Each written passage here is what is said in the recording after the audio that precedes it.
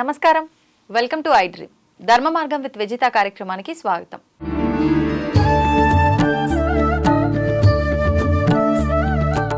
ప్రస్తుతం మనతో పాటు ఉన్నారు శ్రీ స్వామి స్థిత ప్రజ్ఞానంద సరస్వతి గారు. ఇప్పుడు వారితో మాట్లాడి మరిన్ని మంచి మంచి విషయాలు అడిగి తెలుసుకునే ప్రయత్నం చేద్దాం. నమస్కారం అండి. స్వామీజీ, జీవులకి ప్రాణం ఉన్నట్టు మొక్కలకు కూడా ప్రాణం ఉంది అని చెప్పి మాట్లాడుకుంటూ ఉంటాం. అయితే మరి జీవులకి ప్రాణం ఉంది, మొక్కలకి ప్రాణం ఉంది. కానీ శాకాహారులు ఏం మాట్లాడతారు అని అంటే, మాంసాహారులు జంతువుని చంపి తింటున్నారు అంటే జీవహింస జరుగుతుంది అని చెప్పి. మరి శాకాహారులు కూడా చంపి తింటున్నట్టే కదా, ఆకుకూరలు ఇవన్నీ కూడా ప్రాణంతో ఉన్న ఒక చెట్టును కట్ చేశారు అని అంటే దాని ప్రాణం కూడా తీసినట్టే కదా. మరి ఇది హింస కింద కాదా? మాంసాహారం తినే వాళ్ళదే జీవహింస అవుతుందా? ఈ ప్రశ్న చాలా ఉత్తమమైన ప్రశ్న అమ్మా. ఎందుకంటే ఈ ప్రశ్నకి సమాధానం చెప్పాలని నేను వెతుకుతున్నాను. ఎక్కడ ప్రశ్న అడుగుతారా సమాధానం చెప్పాలని. వాస్తవానికి మనం నాన్ వెజ్ అంటే మాంసాహారం తినడం వలన హింస అవుతుందని సమాధానం చెప్తూ ఉంటారు. అది పూర్తి స్థాయి సమాధానం కాదు. ఎందుకంటే మనకి ఈ సృష్టిలో ధర్మచక్రములో ఒక క్రమం ప్రక్రియ ఉన్నది. అంటే ఎవల్యూషన్ ప్రక్రియ అంటారు, జీవన ప్రక్రియ. ఏదైతే డార్విన్ థియరీ చెప్పిందో జీవ పరిణామ సిద్ధాంతంలో, ఈ ప్రక్రియలో ఆ యొక్క కీటకాలు అంతకుముందు ఈ యొక్క క్రీపర్స్ ఏవైతే మొక్కలు వెజిటబుల్స్ ఉన్నాయో ఆ నెక్స్ట్ ఎవల్యూషన్ ప్రాసెస్లో ఆఖరికి ఎవల్యూషన్ ప్రాసెస్ ఏంటంటే మానవులు అనమాట. సో మానవుల కంటే ముందు ఎవల్యూషన్ ప్రాసెస్లు ఏముంటాయి? జంతువులు, ప్రాణులు ఉంటాయి, తర్వాత పక్షులు ఉంటాయి, తర్వాత వృక్షములు ఉంటాయి, తర్వాత అలా వస్తాయి. అందువలన ఇప్పుడు మనకి వెజిటేరియన్ తినడం వలనను మాంసం తినడం వలన తేడా ఏంటంటే, మనకి మన ఎవల్యూషన్ జంతువులకి మనకు దగ్గరగా ఉంటుంది సంబంధం. అందుకే కోతి నుంచి పుట్టాడు మానవుడని మనం పాటలు పాడుతుంటారు. ఇప్పుడు కూడాను మనకి కోతికి చాలా దగ్గర చేష్టలు ఉంటాయి. మన మైండ్ ఈజ్ ఆల్మోస్ట్ ఆల్ కోతితో సమానం, కోతిగానే ఉంటుంది. అందువలన మనలో ఉన్నటువంటి ఎంబైబింగ్ అనమాట. అంటే ఏంటి? మనం ఈరోజు టమాటాలు తింటున్నాం, తినే ముందే టమాటా, తిన్న తర్వాత ఏమవుతుంది? టమాటా ఈజ్ నో మోర్ టమాటా, మీ కింద మారిపోతుంది. సో అందువలన వెజిటేరియన్ మీట్లో మీలో జీర్ణం డైజెస్ట్ చేసుకోవడం చాలా సులభమైన ప్రక్రియ. ఎందుకంటే దానికి మనలో ఉన్నటువంటి ఈ ఎమోషనల్ భావనలకి ఇనిమిటీ తక్కువ. ఈజీగా దాన్ని మనం డైవర్ట్ చేసి కన్జ్యూమ్ చేసుకోగలం. ఒకవేళ మనం మాంసం తింటే ఆ జంతువుల్లో ఉన్నటువంటి ఏ ఫీలింగ్స్, ఏ భావనల ద్వారా దాన్ని ఫినిష్ చేశారో, దాన్ని చంపారో, ఆ క్రూరమైన శౌర్యమైన ఆ భీతిల్లినటువంటి ఆ ఎమోషన్స్ మీలో వెళ్ళిపోతాయి. అప్పుడు మీ ఎమోషన్స్ ఆ ఎమోషన్స్ ఇద్దరు టగ్ ఆఫ్ వార్ అవుతాయి. అందువలన ఆ వ్యక్తికి శాంతి ఉండదు, టెన్షన్స్ ఉంటాయి. ఇంకొకటి, డైజెషన్ చేసుకోవడం కూడా చాలా కష్టమైన పని. ఎక్కువ సమయం అవసరం, ఎక్కువ ఆక్సిజన్ అవసరం, ఎక్కువ బ్లడ్ అవసరం. కాబట్టి జనరల్గా మీరు హింసాపరంగా మాత్రమే కాకుండా మొక్కలు తినడం అనేది ఈ ప్రాణికి ఈ ధర్మచక్రంలో అవసరం. అందుకే పులికి సింహంకి వెళ్ళి నువ్వు నాన్ వెజ్ తినొద్దని చెప్పకూడదు. దానికి అది స్వాభావికమైన ఆహారం. కానీ మనిషికి అలా లేదు. మనిషికి అవకాశం, చాయిస్ ఉంది. నువ్వు నాన్ వెజ్ తినాలా, శాకాహారం తినాలా. ఆ చాయిస్ ఉండేటప్పుడు శాకాహారం తినాలనే మనకి శాస్త్రంలో చెప్పింది. ఎందుకంటే కలంజనం న భక్షయేత్, సురాం న పిభేత్, అంటే ఆల్కహాల్ తాగకూడదు, మాంసం తినకూడదు. అయితే మాంసం ఒకరు తినవచ్చు. ఎవరైతే శారీరకంగా కేవలం శారీరకమైన శ్రమ ఎవరు చేస్తారో వారికి మాంసం తినే అవకాశం ఇచ్చారు. అందువలన సైనికులు ఆ వాతావరణంలో, అత్యంత చల్లనే వాతావరణంలో శారీరకంగా ఎక్కువగా ఒక దృఢత్వం కావాలనేటప్పుడు మాంసాహారం కూడా తినవచ్చు అన్నారు. అంటే ఎంత హార్డ్ వర్క్ చేసినా, ఏం చేసినా, శారీరక శ్రమ ఎంత ఉన్నా మనుషులంతా ఒకటే కదా. అంటే ఒక జాతికి సంబంధించి ఇప్పుడు మానవ జాతి అని అంటే అది అందరికీ వర్తించాలి కదా, ఎక్కువ తక్కువ అలా ఎందుకు? అందరూ ఒకటైనప్పుడు మనకి ఇక్కడంతా వెజిటేరియన్ వెజిటబుల్స్ అవైలబుల్ ఉంటాయి. కొన్ని ప్రదేశాల్లో వెజిటబుల్స్ అవైలబుల్ ఉండవు. ఆ వాతావరణకు అనుకూలమైనటువంటి మనము ఆ డ్రెస్, ఆ భోజనం, ఆ వాతావరణం అన్నిటికీ మనము అడ్జస్ట్మెంట్ అవ్వాలి. అందువలన కొన్ని ప్రదేశాలలో అసలు వెజిటేరియనే ఉండదు, కేవలం వాళ్ళు చేపలు, ఈ పక్షులు, ఈ జంతువులు మాంసం మీద ఆధారపడాల్సి ఉంటుంది. అందువలన అక్కడికి వెళ్ళి మనము వాళ్ళని డిస్టర్బ్ చేయకూడదు, వాళ్ళు వచ్చి ఇక్కడ మనం డిస్టర్బ్ చేయకూడదు. ఇప్పుడు హైదరాబాద్లో మనం ఉన్నాం, ఇక్కడ మాంసం లేకపోతే నేను బ్రతకననే ఒక్క వ్యక్తి కూడా చెప్పడానికి వీలు లేదు. ఇక్కడ మాంసం తింటారు, వెజిటేరియన్ కూడా తింటారు. కానీ వెజిటేరియన్కి మాంసానికి డిఫరెన్సెస్ ఉన్నాయి, తేడాలు. వెజిటేరియన్ తినడం వలన నీకు లాభం. నీలో ఉన్నటువంటి 3 గుణములు ఉన్నాయని చెప్పాను, తమో గుణము, రజో గుణము, సత్వ గుణము. నువ్వు మాంసం తినడం వలన తమో గుణం పెరుగుతుంది. తమో గుణం పెరగడం వలన నీ యొక్క ప్రక్రియలు ఎవల్యూషన్ పైకి వెళ్ళవు, కిందకి వెళ్ళిపోతుంది. అంటే నీకు శారీరకంగా చూసుకుంటున్నావు తప్ప ఒక మనస్సు, బుద్ధి, ఇంకా స్పిరిచువల్ గా, ఆధ్యాత్మికంగా నీకు వృద్ధి లేదు. ఆధ్యాత్మికంగా వృద్ధి కావాలంటే బుద్ధి కౌశలంగా పనిచేయాలి, చురుకుగా పనిచేయాలి. బుద్ధి పనిచేయాలంటే ఆ వెజిటేరియన్ అనేది మీకు ఒక తోడ్పాటు ఇస్తుంది, వృద్ధికి సహకరిస్తుంది. మాంసం తినడం వలన you need a lot of sleep. నీకు ఎక్కువ నిద్ర అవసరం, డైజెషన్కి ఎక్కువ సమయం పట్టాలి. అంటే యూ ఆల్మోస్ట్ ఆల్ కంప్లీట్లీ నిద్ర, లేజీ, వీటి మీద వెళ్ళిపోతున్నావు అనమాట. అంటే నీ యొక్క ఏదైతే ఆధ్యాత్మిక వృద్ధిని నీవే కోరుకొని వ్యతిరేక దిశలో తీసుకుపోతున్నావు. అందుకే తపస్సులో ఎప్పుడు కూడాను నాన్ వెజ్ని ఎంకరేజ్ చేయరు. ఇది ఒకటి మెయిన్ కారణం. ఎందుకంటే మీ భావనలు ఎంత స్ట్రిక్ట్గా హార్డ్గా ఉంటాయో, ఈ మాంసం తినడం వలన వాటికి ఇటుకి టగ్ ఆఫ్ వార్, యుద్ధం జరుగుతుంది లోపల. అయితే మరి మొక్కలు, ఈ వెజిటేరియన్ ఏంటి, దాంట్లో చాలా వీక్గా ఉంటుంది. ఎందుకు, మనకి ఆ జీవన ప్రక్రియలో చాలా గ్యాప్ అనమాట. ఇంకా జంతువులు మన దగ్గర ఉంటాయి. అందువలన ఇది ఒకటి మెయిన్ కారణం. తరువాత జంతువులకి మొక్కలకి తేడా ఉంటుంది. వీటి యొక్క ఫీలింగ్స్, ఎమోషన్స్ అనేది మనం స్పష్టంగా చూస్తుంటాం అనమాట. మొక్కలకు మీరు అంతగా చూడలేరు, దాంట్లో ప్రాణం ఉండడం మాట నిజం. కాబట్టి మొక్కలకు మనం తినడం వలన మనకి వేరే అవకాశం లేదు. సరే మొక్కలు కూడా తిన్నాం, వెజిటేరియన్ మానేద్దాం, నాన్ వెజ్ మానేద్దాం, మరి ఏం తింటే బ్రతుకుతారు? ఈ యొక్క మనుషులు ఇంక బ్రతకడానికి వీలు లేదు. కాబట్టి ఆ యొక్క సృష్టి కూడా అలాగే చెప్పారు. ఎలా చెప్పారు?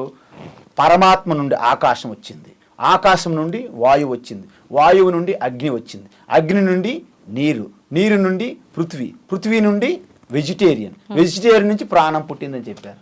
అంతేగాని మాంసం నుండి ప్రాణం పుట్టిందని చెప్పలేదు. మళ్ళీ అంటే మనకు ఉపనిషత్తుల్లో కూడాను వెజిటేరియన్నే మన యొక్క ముఖ్య ఆహారం అని చెప్పారు మనుషులకి. మనుషుల ముఖ్య ఆహారం వెజిటేరియన్. అందులో వెజిటేరియన్ తినడం వలన ఈ హింస అనేది పక్కన పెడితే మీకు అది చాలా అవసరం.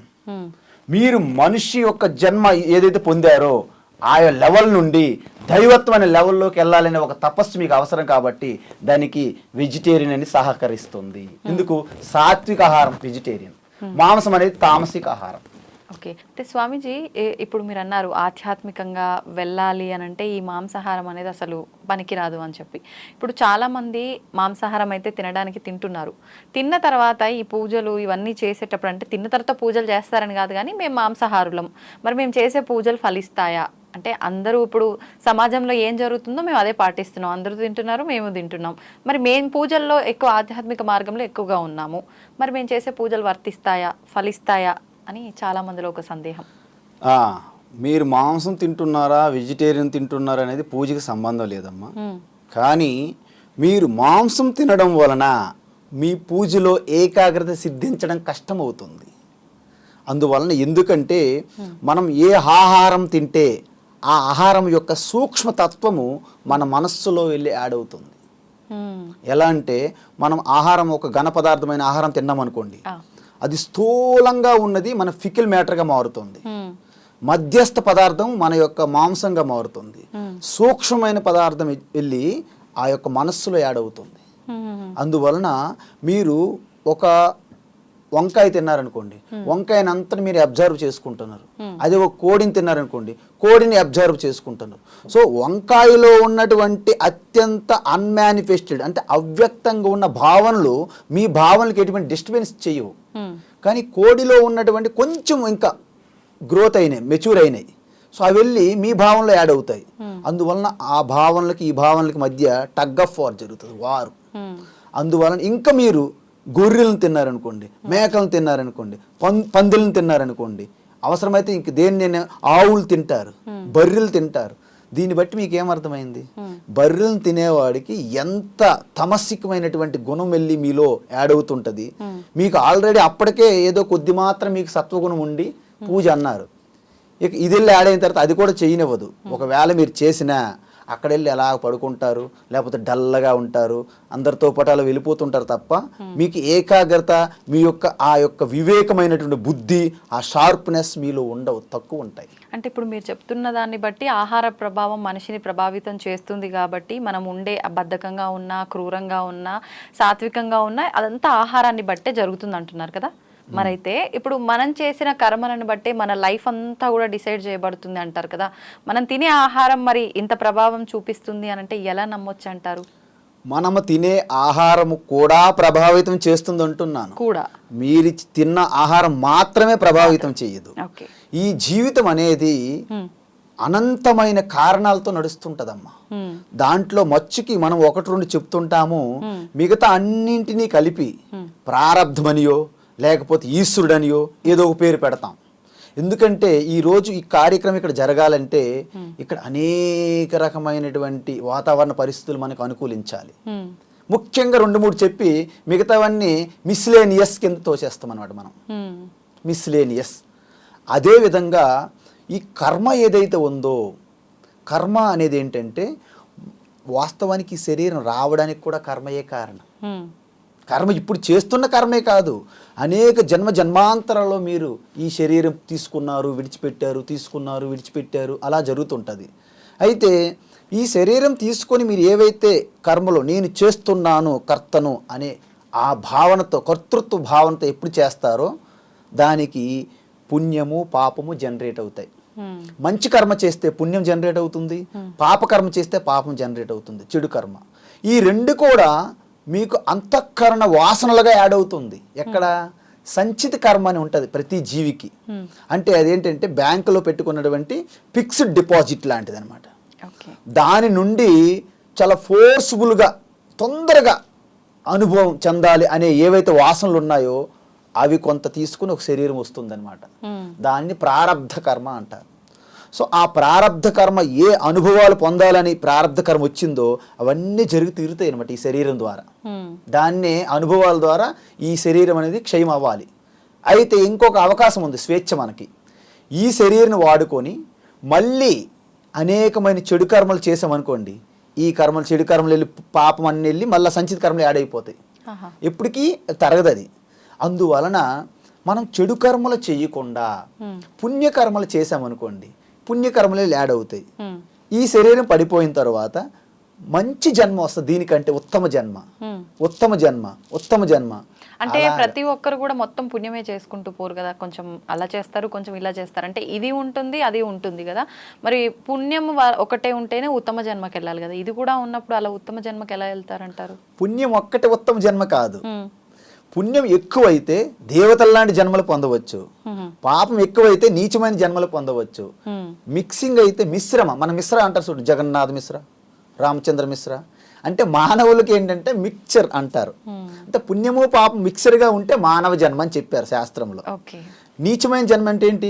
కీటకములు, బ్యాక్టీరియా, దోమలు ఉన్నాయి. దోమ పుట్టింది అనుకుని ఏమవుతుంది? ఇబ్బంది పెట్టుకుంది, ఎలాగానో అయిపోయి అది పుట్టడము చనిపోవడం ఒక అయిపోయింది, టక్ టక్, అంతే. దానికి టైం అక్కర్లేదు. కానీ మనకి ఇంకా మీరు అనుభవించాలి. సో మనం పుణ్యము పాపం మిక్సర్ ఏదైతే ఉంటుందో మానవ జన్మ, ఎక్కువ పుణ్యం అనుకోండి, మానవ జన్మ కంటే మీరు దేవతా జన్మ పొందొచ్చు. అందువలన పుణ్యము ఒక్క పుణ్యం వల్ల ఉత్తమ జన్మని కాదు అక్కడ, అంటే గ్రేడేషన్ అనమాట. మీరు ఎంత డబ్బులు తీసుకుంటే, మీరు దుబాయ్ వరకు వెళ్ళాలంటే దానికి తగ్గట్టు డబ్బులు, అమెరికా వెళ్ళాలంటే అక్కడికి కావాల్సినటువంటి, అమెరికా వెళ్ళిన తర్వాత ఖర్చు పెట్టారు, మళ్ళీ ఇండియాకి వస్తారు. అందుకే పుణ్యం చేసి దేవతా జన్మ పొంది స్వర్గంలోకి వెళ్ళినా క్షీణే పుణ్యే మత్యలోకం విశంతి అని చెప్పారు శాస్త్రంలో. ఆ స్వర్గంలో బాగా అక్కడ కూడా డీజేలు ఉంటాయి ఇక్కడలాగే, అక్కడ కూడా రంభా, ఓరోసి, మేనక, అక్కడ మళ్ళీ అంత గాలి, అగ్ని, వరుణ, ఇంద్ర, అందరు దేవతలు ఉంటారు కదండి. అక్కడ కూడా బాగా సెలబ్రేషన్స్ ఉంటాయి స్వర్గంలో. ఖర్చు అయిపోతుంది పుణ్యం. అంటే మనం అమెరికా వెళ్ళాలంటే మన డబ్బులు తీసుకెళ్తాం కదండి, మన డబ్బులు పనిచేయవు, అమెరికాలో డాలర్లుగా మార్చుకోవాలి. ఇక్కడ కూడా స్వర్గంలో మీ డబ్బులు ఎవరు పనిచేయవు, పుణ్యంగా మారాలి అక్కడ. అదేవిధంగా స్వర్గంలో మీరు పుణ్యం ఖర్చు అయిపోయిన తర్వాత వాళ్ళు నెట్టేస్తారు. ఎందుకు? మీ వీసా టైం అయిపోయింది, అప్పుడు అక్కడ నుండి ఎక్కడ పడతాము? మూసీ నది పక్కన వచ్చి పడతాం. స్వర్గం నుండి మూసీ నది పక్కన పడతాం. మధ్యలోకి అంటే మస్కిటోస్ అంటే ఇంగ్లీష్లో మస్కిటోస్లోకే విశంతి పడతామని. పడతాం. ఓకే, చాలా చక్కగా తెలియజేశారండి. ధన్యవాదాలు.